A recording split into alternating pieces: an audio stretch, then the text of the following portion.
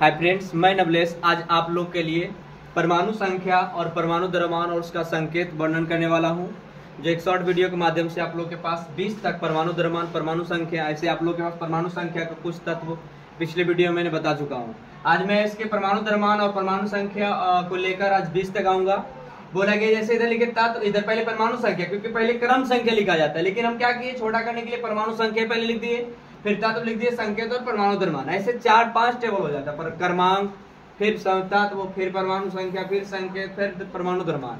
लेकिन जो क्रमांक होता है उसको मैंने मान लिया क्या चीज, परमाणु संख्या। तो ये परमाणु संख्या तो आप लोग को पहले याद होगा, हाइड्रोजन का एक H होता है, helium Li, beryllium B, boron B, carbon C, इसी प्रकार याद कर लिए होंगे आप लोग। लेकिन मेन पॉइंट आज का है परमाणु द्रव्यमान।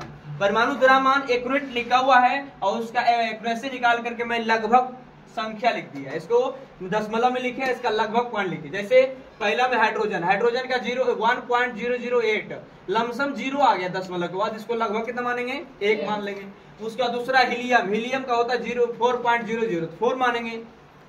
लिथियम Li हो गया 6.94 का मतलब होता है 7, क्योंकि पहले इसको बताएंगे कि 94 के बाद 7 कैसे लिखे, तो 6 है। 6.5 क्यों लिखे, 8 क्यों लिखे, 7 क्यों लिखे, इसके बारे में भी नेक्स्ट में बताऊंगा। बोला बेरिलियम का होता है B 9.019 लिखे। बोरॉन हो गए, बोरॉन का होता है 10.8, इसको 11 लिखे। कार्बन के परमाणु द्रव्यमान होता है 12 लिखे। नाइट्रोजन का 14.014 लिखे। ऑक्सीजन का 16.016। फ्लोरीन का 19.019 माने। नियोन का 20.02 माने। और सोडियम को 23.023 माने। मैग्नीशियम को 24.3 तो 24 माने। और एल्युमिनियम को 27.027 माने। उसके बाद सिलिकॉन है, सिलिकॉन को 28.08 को मैंने 28 माना। लेकिन अब पॉइंट आया कि सर एक्यूरेसी निकाल कर आप लगभग क्यों लिखते हैं, तो दशमलव की जैसा ही अगर मान लिया जाए कि कोई संख्या 1.5 है तो ये बीच वाला संख्या है, अर्थात बीचों बीच की संख्या 1.5 है। अगर इससे पहले आ गया 1.4 तो आ गया 1, अगर ये हो गया 1.8 तो हो गया 2। अगर मान लिया जाए कि 5 पॉइंट से कम आया तो उसका पिछला वाला संख्या लेना है। लेकिन अगर दशमलव के 0.58 के बाद अगर ज्यादा आ गया तो अगला संख्या ले लेते हैं। जैसे मान लिया जाए कि 3.8, तो 3.5 से ज्यादा हो गया तो हो जाएगा 4।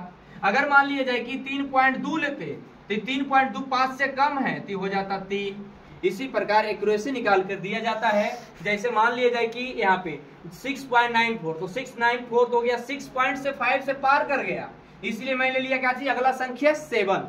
लेकिन एक पीछे वाला लेते हैं। जैसे मान लिया जाए कि यहाँ पे 20.02 अर्थात दशमलव से 0.5 से कम है, तो कम है पिछला संख्या 20 ले लिए। यहाँ पर भी देखो 24.3 है, तो इसको पीछे वाला संख्या 24 ले लिए। अगर मान लिया यही संख्या 24.8 रहता तो इसको मैंने 25 लेता। क्यों, क्योंकि 0.5 से ज्यादा हो चुका था। लेकिन यह है कितना, 24.3 से कम, तो हो गया 24।